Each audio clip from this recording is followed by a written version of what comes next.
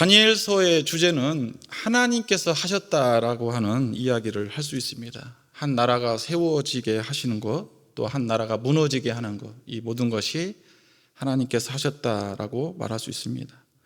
또한 모든 인류를 구원하시기 위한 일도 하나님께서 하신 일입니다. 하나님은 모든 역사와 세계를 다스리시는 주권자이십니다. 그거를 인정하셔야 됩니다. 느부갓네살 왕은 포로로 끌려온 소년 가운데 인재가 될 만한 사람들 중에 자질과 능력이 보이는 몇 명을 뽑아 바벨론의 언어와 학문을 가르치고 그 왕이 지정한 음식을 먹게 합니다. 그런데 그중 다니엘과 세 친구가 음식을 거절합니다. 그러자 그들의 총책임자인 한관장이 찾아와 다음과 같이 부탁합니다. 1장 10절입니다. 한관장이 다니엘에게 이르되 내가 내 주 왕을 두려워하노라. 그가 너희 먹을 것과 너희 마실 것을 지정하셨거늘 너희의 얼굴이 초췌하여 같은 또래의 소년들만 못한 것을 그가 보게 할 것이 무엇이냐. 그렇게 되면 너희 때문에 내 머리가 왕 앞에서 이태롭게 되리라. 이렇게 말합니다. 그러자 다니엘은 이렇게 또 제안합니다. 1장 12절과 13절 청하오니 당신의 종들을 열흘 동안 시험하여 채식을 주어 먹게 하고 물을 주어 마시게 한 후에 당신 앞에서 우리의 얼굴과 왕의 음식을 먹는 소년들의 얼굴을 비교하여 보아서 당신이 보는 대로 종들에게 행하소서라고 말합니다. 다니엘의 이 제안은 단순히 용기와 배짱만 가지고서 할 수 있는 제안은 아닙니다. 하나님을 향한 분명한 신뢰와 믿음이 있었기 때문에 가능한 고백입니다. 성경에 기록된 모든 역사 또한 하나님의 거룩하심과 끊임없이 충돌하는 인간의 죄를 그려나가고 있습니다. 이것이 성경 전체의 스토리입니다. 그럼 죄는 과연 무엇일까? 기독교에서 죄는 하나님의 말씀에 불순종하는 것을 의미합니다. 그리스도의 생명이 함께하지 않는 모든 것이 죄입니다. 우리의 삶 가운데 예수 그리스도로 말미암아 구원을 얻고 영적으로 거듭난 상태에서 이루어진 것만이 의미가 있는 것이죠. 우리의 모든 생각과 행동과 언어가 그리스도의 십자가 죽음에서부터 출발해야 된다는 겁니다. 1장 8절 볼까요? 다니엘은 뜻을 정하여 왕의 음식과 그가 마시는 포도주로 자기를 더럽히지 아니하리라 하고 자기를 더럽히지 아니하도록 황관장에게 구하니라고 되어 있습니다. 다니엘은 왕의 음식을 거절하기로 뜻을 정했습니다. 여기서 뜻을 정한다는 것은 단순히 인간적인 결심과 결단만을 의미하지는 않습니다. 자신의 것을 포기하고 내려놓을 행위까지 포함하고 있습니다. 작심삼일이라는 말이 있죠. 마음 먹은 것이 3일 가지 못한다는 뜻입니다.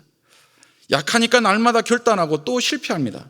그러나 진짜 강한 사람은 결심 같은 거 하지 않고 마음 먹은 것을 바로 실행에 옮깁니다. 우리는 이 사건의 결말을 성경을 통해 알기 때문에 어쩌면 지금 다니엘이 처하고 있는 상황을 잘 실감하지 못합니다. 그런데 지금 다니엘이 처한 고난의 현장을 한번 보십시오. 이방 땅에 포로로 끌려와 저마다 살아남기 위해서 얼마나 치열한 경쟁 구도 속에 있겠습니까? 누군가 올라서면 누군가를 내려가야만 하는 냉정한 궁궐의 현실 속에서 서로가 서로를 눈치 보면서 미묘한 신경전이 펼쳐지고 있습니다. 다니엘의 입장에서 보면 그가 뜻을 정했을 때 두려운 마음으로 내려놓아야 할 것이 얼마나 많이 있겠습니까? 그는 지금 궁궐의 치열한 경쟁 구도 속에서 하루하루를 살아가고 있습니다. 궁궐 안에서 모인 소녀들은 그야말로 혈통으로나 실력으로나 아주 우수한 인재들입니다. 그런데 그 속에서 왕의 진미를 거절한다는 것은 곧 그가 누릴 수 있는 많은 혜택을 포기하겠다는 겁니다. 하나님을 향한 확고한 믿음을 가지고 하나님 안에서 자신이 가야 할 길을 구체적으로 그림을 그리고 있는 사람만이 할 수 있는 담대한 행동입니다. 하나님이 가장 원하시는 것은 우리가 우리의 자아를 내려놓는 것입니다. 우리의 자아를 죽여서 하나님 앞에 내려놓는 것, 하나님은 우리의 마음을 드리는 그 예배를 가장 기뻐하십니다. 그런데 우리의 자아를 내려놓는 것이 참으로 힘듭니다. 힘든 일이지만 자아를 내려놓아야 됩니다. 반드시 내려놓아야 됩니다. 내려놓으면 그 자리에 성령으로 채울 수 있습니다. 다니엘은 분명하게 뜻을 정했습니다. 가장 가치 있는 것에 의해서 그 외 모든 것을 내려놓겠다고 하는 결심이었습니다. 자신이 누릴 수 있는 모든 혜택을 포기하고 모든 피해를 감수하기로 작정합니다. 다니엘은 왕의 진미와 포도주를 거절합니다. 당시 바벨론 시대에는 왕의 진미를 차릴 때 반드시 그들이 섬기는 신의 제단에 바쳤던 음식으로 준비합니다. 그래서 왕의 음식을 먹는다고 하는 것은 그 음식이 바쳐졌던 우상의 보호 아래 자기 자신을 맡긴다고 하는 의미가 있습니다. 다니엘은 그것을 알았기 때문에 그 음식을 단호하게 거절했던 것입니다. 자신의 신앙에 문제가 걸려 있기에 왕의 음식을 먹지 않기로 뜻을 정할 수밖에 없었던 것이죠. 우리 역시 인생을 걸어가면서 수없이 많은 유혹을 마주하게 됩니다. 그리고 그때마다 어떤 길을 선택해야 될지 갈등을 느낍니다. 당장 오늘 하루만 해도 얼마나 많은 번민과 갈등이 우리의 내면을 스쳐 지나갔습니까? 세상에 편히 살고 싶지 않는 사람은 아마 아무도 없을 것입니다. 하지만 우리는 편안한 길보다 인생에 가치 있는 길을 선택해야 될 줄 믿습니다. 그 가치 있는 길이 곧 하나님을 붙잡는 길이고 그 가치 있는 길이 곧 하나님을 바라보는 것입니다. 뜻을 정한다는 것은 곧 내려놓음과 자기 포기를 동반하는 행위를 그것을 말하고 있음을 기억하시길 바랍니다. 자기를 포기하고 내려놓기를 작정한 사람만이 뜻을 정할 수 있다는 것이죠. 1장 11절과 12절을 보면 한 관장이 다니엘과 하나냐와 미사엘과 아사랴를 감독한 자에게 다니엘이 말하되 청하오니 당신의 종들을 열흘 동안 시험하여 채식을 주어 먹게 하고 물을 주어 마시게 한 후에 라고 되어 있습니다. 다니엘은 수많은 포도를 중에 유독 바벨론 왕이 주는 진미와 포도주를 거부합니다. 수많은 유대인 포로들 가운데 다니엘은 혼자서 한관장이라고 하는 권력의 핵심 인사에게 이같이 밝혔습니다. 왕이 주는 진미와 포도주는 먹지 않겠습니다. 다니엘은 왜 그렇게 튀었을까요? 다른 포로들은 잠잠한데 왜 유독 다니엘만 그렇게 튀었을까요? 다니엘은 자신의 신앙 양심을 지켜내는데 목숨을 걸었던 겁니다. 우상에게 절한 음식을 먹음으로써 하나님의 마음이 아프다는 것을 그는 알았습니다. 보통 우리 같으면 어땠을까요? 하나님은 사랑하시니까 내 사정 다 아시니까 이 정도는 이해하시지 않겠어 라고 넘어갈 것입니다. 그러나 다니엘은 그렇지 않았다는 겁니다. 한 관장은 바벨 왕을 두려워하여 자신의 목숨이 떨어질까 두려웠지만 다니엘은 눈에 보이지 않는 하나님을 두려워하고 눈에 보이지 않는 하나님의 마음의 아파하심을 느끼고 있었습니다. 하나님을 진심으로 경외했기에 눈에 보이는 거대한 제국의 왕이 주는 진미와 포도주를 거절할 수 있었던 것입니다. 그런 다니엘의 중심은 하나님이 아시기에 그에게 하나님의 지혜와 지식을 허락했던 겁니다. 어떻게 소년 다니엘에게 지혜와 지식이 그 당시 바벨론 제국의 네로나 하는 석학들보다 10배나 더한 지혜를 주셨을까요? 다니엘 1장 19절과 20절입니다. 왕이 그들과 말하여 보매 무리 중에 다니엘과 하나냐와 미사엘과 아사랴와 같은 자가 없으므로 그들을 왕 앞에 서게 하고 왕이 그들에게 모든 일을 묻는 중에 그 지혜와 총명이 온 나라 박수와 술객보다 10배나 나은 줄을 아니라 라고 말씀합니다. 인본주의 상식으로 생각할 때는 도저히 납득할 수 없는 어려운 사실입니다. 왜냐하면 하나님이 주시는 지혜가 얼마나 크고 깊은지 세상 사람들의 철학에서 비록된 지혜와 지식에 비교할 수 없다는 것을 너무나도 잘 알고 있기 때문에 그렇습니다. 고린도전서 1장 25절 말씀을 보면 하나님의 어리석임이 사람보다 지혜롭고 하나님의 약하심이 사람보다 강하다라고 말씀합니다. 요즘 시대가 어떤 시대라고 생각하십니까? 마우스 하나만 클릭하면 개인 휴대폰 하나만 가지고 있으면 전 세계 음란 사이트를 집에서 개인 방에서 얼마든지 볼 수 있는 시대입니다.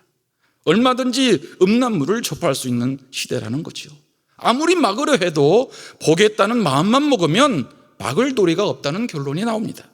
게임 중독이 되어 게임을 하지 않으면 하루도 지낼 수 없는 자녀들을 어떻게 치료하실 겁니까? 어떻게 그것을 막겠습니까? 결론적으로 불가능합니다. 성적만 괜찮으면 그 자녀의 영혼이야 병이 들든지 굶어 죽든지 신경 쓰지 않으실 겁니까?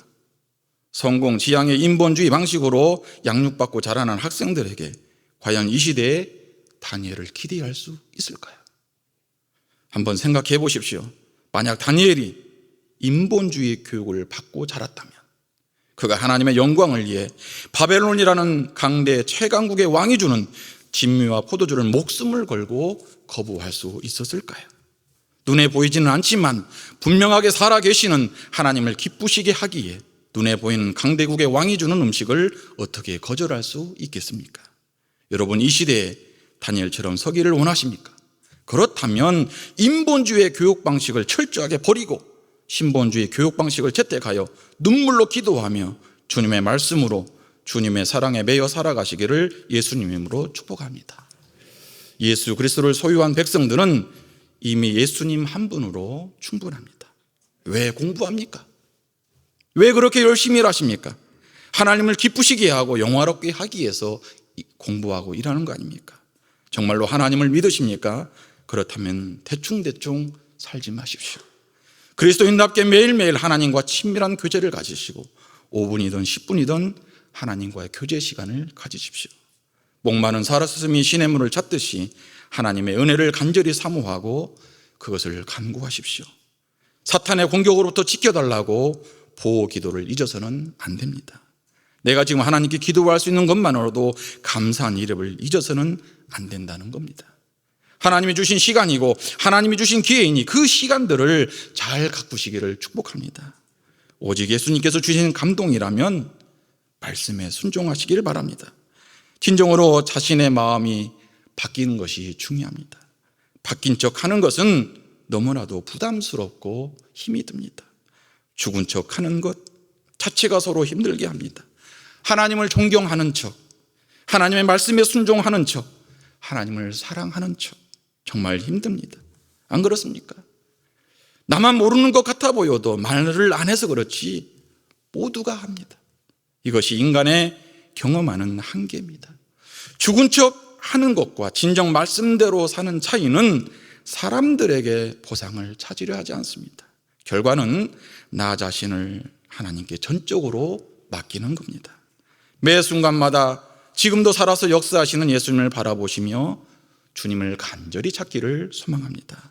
그러면 억지로가 아니라 자원해서 스스로 그것을 하게 됩니다.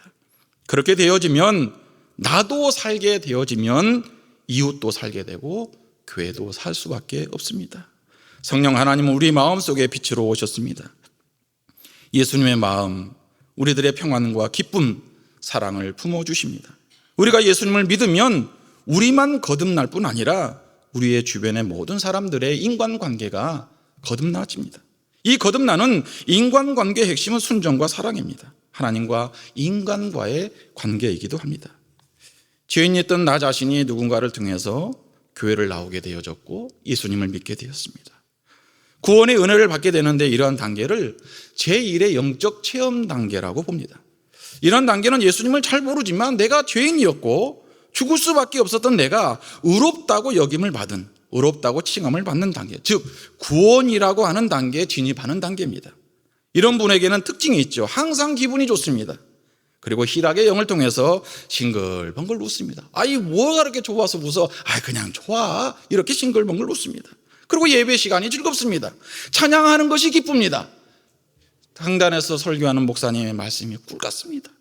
그리고 예배 시간이 기다려지며 계속 교회를 가고 싶어 합니다. 그리고 믿음이 성장하면서 성령으로 충만함을 받는 단계, 그것을 제2의 영적 체험 단계라고 봅니다. 그 단계에는 성령 세례를 체험한다든지 방언을 한다든지 성령님의 임재와 성령의 기름 부으심을 경험합니다. 그리고 환상을 보거나 예언을 합니다. 그리고 마지막으로 성령님을 인격적으로 치밀하게 알고 교제를 나누는 단계, 성령님과 대화를 나누며 성령님의 음성을 듣는 단계, 이것을 제3의 영적 체험 단계라고 말합니다. 보통 한국교회 성도들은 제2의 영적 체험 단계에서 알 수 없는 단계에 부딪히게 됩니다. 그래서 그것을 깊이 알고자 이런저런 세미나를 다니기도 하고 장기간 금식 기도도 해보지만 많은 경우에 그때뿐이에요. 그렇다면 도대체 무엇이 문제일까? 바로 제3의 영적 체험 단계가 온전히 이루어지지 않는 삶을 살고 있다고 하는 증거입니다. 제3의 영적 체험 단계는 성령님을 인격적으로 치밀하게 알고 교제를 나누는 단계, 성령님과 대화를 나누며 성령님의 음성을 듣는 단계라고 설명했습니다. 성령님과 치밀하게 교제를 나누며 동행하는 삶에서 실패하기 때문에 심지어 이렇게 말합니다. 목사님, 저 방언 받은 걸로 그냥 끝납니다. 방언 받은 걸로 만족해요 라고 말합니다. 방언의 은사는 너무나도 귀한 은사입니다. 방언 은사를 가지고 어떻게 될 거라고 생각하지만 시간이 흐르면 나도 모르게 어떤 단계에 부딪히게 됩니다. 그럴 수밖에 없습니다. 왜냐하면 우리의 영적 삶의 원동력은 은사로부터 나온 것이 아니라는 것을 분명하게 알고 깨달아야 됩니다. 은사를 나눠주신 성령님과 깊고도 치밀한 관계 속에서 나오는 것을 분명하게 알아야 된다는 거죠. 이제 우리는 성령님의 은사를 가지고 있는 수준에서 벗어나 성령 자체를 분명하게 아셔야 됩니다. 다시 말씀을 드리자면 성령님과 직접적인 치밀한 교제를 나누며 성령님과에 대한 사랑과 우정을 키워가셔야 됩니다. 성령님에 대한 바른 인식을 바꿔야 됩니다. 어디를 가든지 성령님을 인격적으로 존중해 드려야 됩니다. 그래서 성령님을 인정하고 환영하고 모셔드리며 사랑한다고 고백하며 초청하셔야 됩니다. 제가 2019년도에 성남 지역방에서 목회를 했는데 거기서 있었던 이야기를 하나 나누려고 합니다. 그곳에는 상가 건물에 있는 교회에서 목회를 했는데 단기 선교라고 하는 그곳에 눈을 떠서 필리핀, 스리랑카, 캄보디아, 일본 땅을 이렇게 선교로 다녀오게 되었습니다. 2019년 5월에는 첫 주에는 필리핀, 셋째 주에는 일본을 섬기기로 했습니다. 그런데 필리핀 선교를 나가야 될 상황에서 모든 비용이 다 채워졌는데 한 달에 2번을 나가다 보니까 일본 오키나와를 갔다 와야 되는데 비용이 없어서 기도를 했습니다. 오키나와를 가려면 최소 100만 원 정도는 필요하지 않겠나라는 생각을 가지고 새벽 예배를 마치고 하나님께 기도했습니다. 하나님, 필리핀 가시는 거는 허락하신 걸 맞는데 일본 오키나와는 어떻게 가야 됩니까? 비용이 없습니다 라고 기도했어요. 그런데 2019년 2월 말쯤 중국 흑룡강성이라고 하는 곳에서 국제 전화가 왔습니다. 중국에서 전화 오면 어떻게 돼요? 보이스 피싱 이렇잖아요. 한국말이 서투른 말로 김남철 목사님 되시나요? 라고 묻더라고요. 그래서 이제 저는 보이스피싱이라 생각하고 전화를 막 끊으려고 하니까 아닙니다 라고 하면서 하나님께서 보내셨으니 통화를 계속하자라는 권유를 내서 통화를 계속했습니다. 참고로 저는 흑룡강성이 어디 있는지도 모르고 하얼빈이 어디 있는지도 모릅니다. 중국에서 전화 주시는 분은 처음 뵌 분입니다. 전화를 저에게 주신 내용인즉 전화 주신 분이 매일 새벽 예배를 마치고 기도를 하는데 한국에 있는 김남철 목사에게 선교비를 보내라라는 응답을 받았답니다. 여러분 같으면 어떻게 하시겠어요? 이분은 처음에 사탄의 장난인 줄 알고 대적 기도를 했답니다. 사탄아 물러가라. 누구에게 선교비를 보내? 나는 처음 듣는 이름인데 말도 안 돼. 예수의 이름으로 선포한다. 생각은 떠나가라. 이랬다는 거예요. 그런데 새벽 예배를 마치고 기도하면 한국에 있는 김남철 목사에게 선교비 보내라. 그 다음날 또 기도하면 또 토요일 날 아침 새벽에 기도를 하는데 문득 한국에 사는 딸에게 보내주려고 하는 70만 원이 생각나더라는 거예요. 그래서 성령님께 물었답니다. 성령님, 70만 원 목사님께 보내드리면 되나요? 라고 했더니 성령님이 또 이렇게 얘기했대요. 그 목사 부부가 100만 원 놓고 기도하니 100만 원을 채워서 보내라 라고 해서 100만 원을 저에게 보내주셔서 제가 일본 선교를 갔다 왔습니다. 영전교회 건축을 시작하면서 이와 비슷한 일들이 많이 일어나고 있습니다. 저는 예수님 때문에 삽니다. 예수님만이 나의 만족이시고 나의 힘이며 나의 왕이시며 나의 생명 되십니다. 내가 주를 떠나지 않을 것이라는 것보다 주님이 나를 영원히 떠나지 않을 것이라는 사실이 저를 견디게 하고 믿음 가운데 인내하게 하는 사실과 하나님의 믿음이 저를 지금까지 인도하셨습니다. 그리스도인은 분명하게 포기할 것이 있어야 됩니다. 포기하는 것이 분명하게 삶으로 드러나야 됩니다. 그리스도인은 분명하게 포기한 것이 있다면 하나님께서 그곳에 성령으로 채워주실 줄 믿습니다.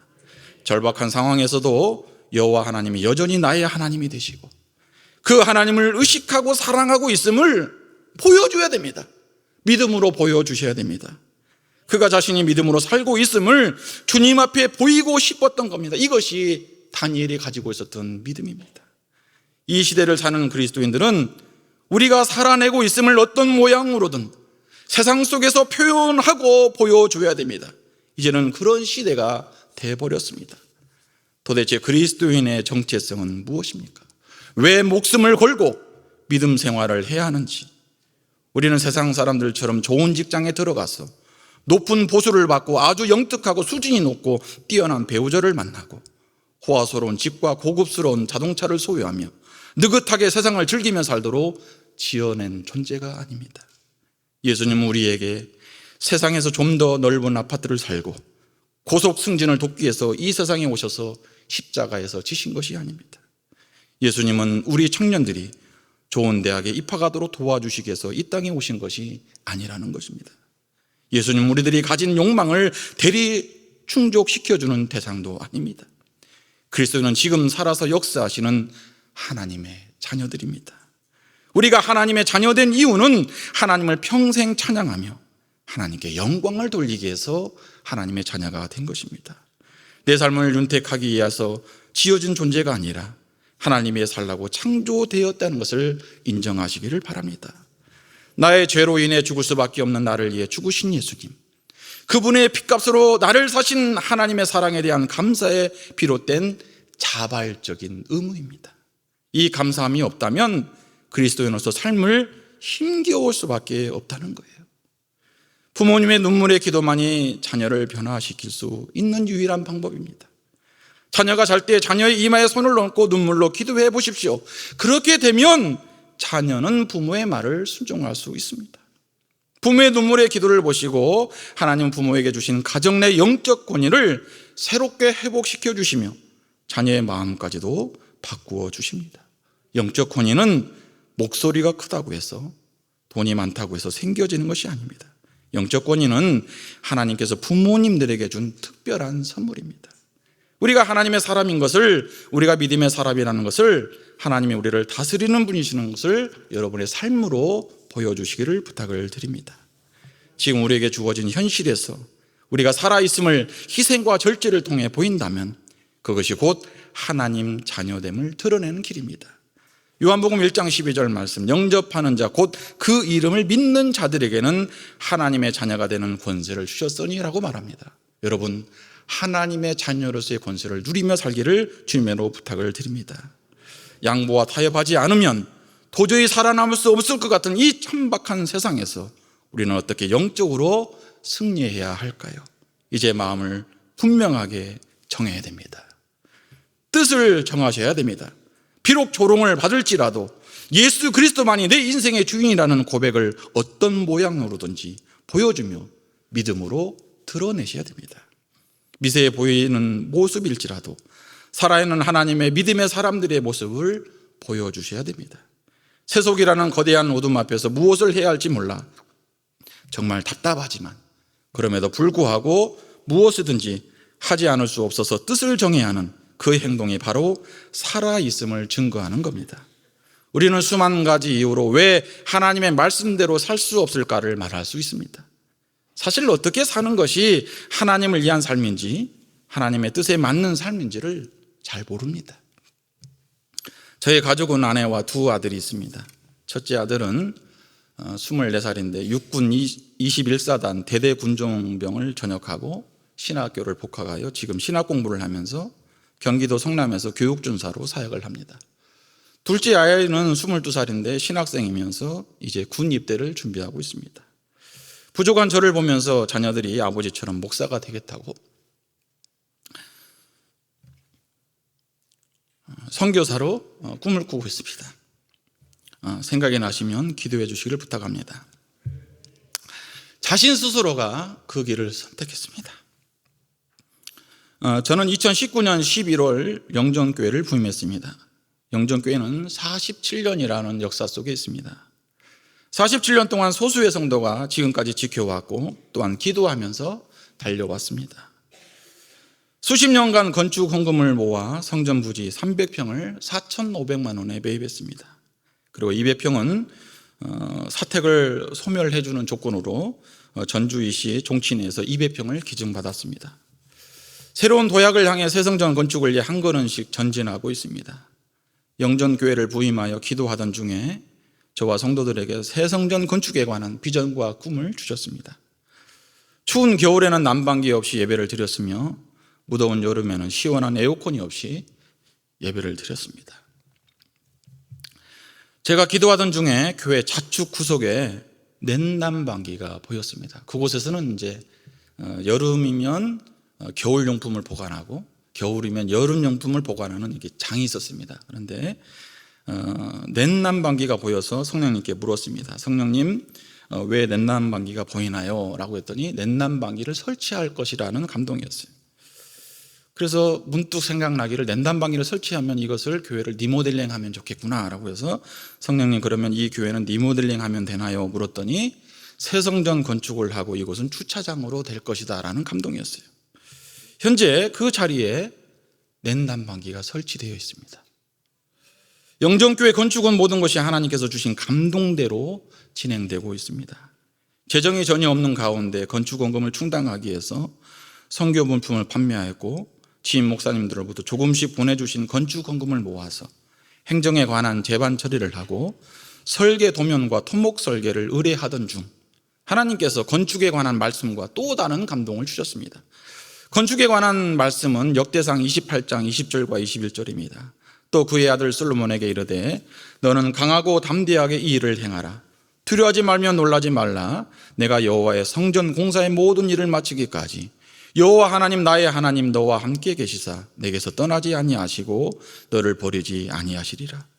제사장과 레위 사람의 반이 있으니 하나님의 성전의 모든 공사를 도울 것이요 또 모든 공사에 유능한 기술자가 기쁜 마음으로 너와 함께 할 것이요 또 모든 지휘관이 백성이 온전히 내 명령 아래에 있으리라.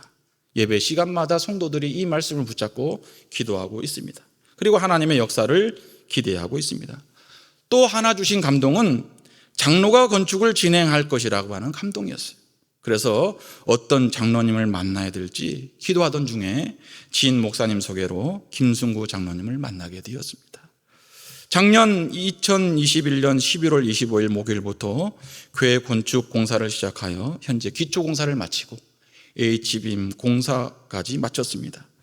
조리실 판넬과 창호와 지붕을 씌우는 일이 진행되어야 되는데 작은 교회 재정 형평상 어려워 지금 현재는 공사가 멈춰진 상태입니다. 서산제일교회 이구일 담임 목사님께서 적극적으로 힘써 주셔서 영정교회 건축에 동참할 수 있도록 관심과 사랑을 진행해 주셔서 너무나 감사를 드립니다.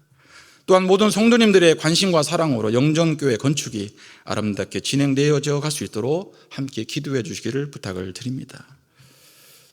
서산제일교회와 모든 성도님들의 가정과 사업장을 축복합니다.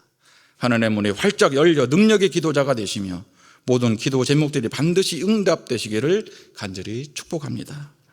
영정교회 성전 건축은 하나님의 꿈이며 약속입니다. 이 약속을 이루어 가시는 하나님, 눈에 보이지는 않지만 그것을 성취하시는 하나님을 믿는 믿음이 우리가 하나님의 약속을 믿고 살아가는 일을 가능하게 합니다. 그렇기 때문에 믿음이 없이는 아무것도 할 수 없다는 겁니다. 애매해도 수만 가지 이유가 있어도 우리는 하나님의 사람이라는 것을 드러내기 위해서 무엇이든지 어떤 모양이로든지 표현해 나가셔야 됩니다. 우리는 다니엘의 진리를 전달하기에 취했던 태도를 배워야 됩니다. 한 사람의 영혼 깊은 곳을 진리를 전달하기에 그가 취했던 겸손함을 배워야 됩니다. 삶으로 진리를 증거했던 그의 삶을 닮아가야 합니다. 물론 처음은 쉽지 않을 것입니다. 흉내를 내다 보면 자신도 모르게 겸손의 길로 한 걸음씩 나아가고 있는 자신의 모습을 보게 될 것입니다. 겸손히 나아갈 때 심령이 변화되어지고 삶 속에서 승리를 경험하실 것입니다. 우리의 삶 속에 예수님의 이름을 빼버리고 세상을 섬기면서 살아가라고 하는 유혹이 너무나도 많이 있습니다. 끝까지 예수 그리스도의 이름을 붙잡고 하나님 앞에 순전하고 정직하게 살아가는 신앙의 모습은 변하지 말아야 될 줄 믿습니다. 하나님은 바벨론 포로 때와 같이 이 시대에 다니엘과 같은 사람을 간절히 찾고 계십니다. 하나님 없이 사람을 섬기고 세상을 섬기면서 살아가라고 강요하는 이 시대에도 하나님만을 진심으로 섬기며 그 믿음으로 세상을 섬기기를 원하는 사람을 간절히 찾고 계십니다. 하나님을 믿음으로 믿지 않으면 하나님과 교제가 안 됩니다. 하나님을 믿지 않으면 하나님의 음성을 들을 수가 없다는 겁니다. 하나님이 보이지 않고 들리지도 않고 인식할 수 없으니 어떻게 하나님을 기쁘시게 하는 관계가 되겠습니까? 우리가 하나님을 인식하고 하나님 앞에 나아가며 하나님에게 말하며 하나님의 음성을 들으며 하나님의 임재를 느끼며 하나님의 기름 부음을 경험하며 하나님의 영광을 즐겨하는 것이 다 믿음으로 되는 겁니다. 세상의 법칙이 아니라 하나님을 믿는 믿음의 법칙에 따라 마음의 결단을 내리고 그 뜻을 정하는 이들에게 반드시 하나님의 지혜와 능력을 허락해 주십니다. 자신을 반대할 것 같은 한관장과 같은 사람들의 마음을 변화시켜 주시고 초췌해질 것 같은 우리의 삶을 더욱 윤택하고 풍요롭게 바꾸어 주실 줄을 믿습니다. 그래서 하나님이 살아계심을 나도 경험하고 다른 이들에게도 예수를 증거하는 하나님의 사람으로 믿음의 사람으로 쓰임받게 되어 주시기를 간절히 축원합니다. 기도합니다. 좋으신 하나님 감사합니다. 주님의 살아계심을 주님을 믿는 사람이라고 하는 것을 행함으로 삶으로 드러낼 수 있는 자가 되게 해 주옵소서. 너무나 부족하고 나약하여서 때로는 눈물 흘릴 수밖에 없던 죄인을 주님의 자녀로 삼아주셔서 하나님의 자녀로 삼아주셔서 천국 백성으로 삼아주신 것은 너무나 감사해요. 이제 하나님의 자녀로서의 권세를 누리며 살아갈 수 있는 믿음의 사람이 되게 해 주옵소서. 주님의 음성을 듣고 주님이 말씀하신 것에 순종하여 하나님과 치밀한 교제 가운데 설 수 있는 믿음의 사람이 되게 해 주옵소서. 감사하며 지금도 살아서 역사하시는 우리 구주 예수 그리스도의 이름으로 감사하며 기도드립니다. 아멘.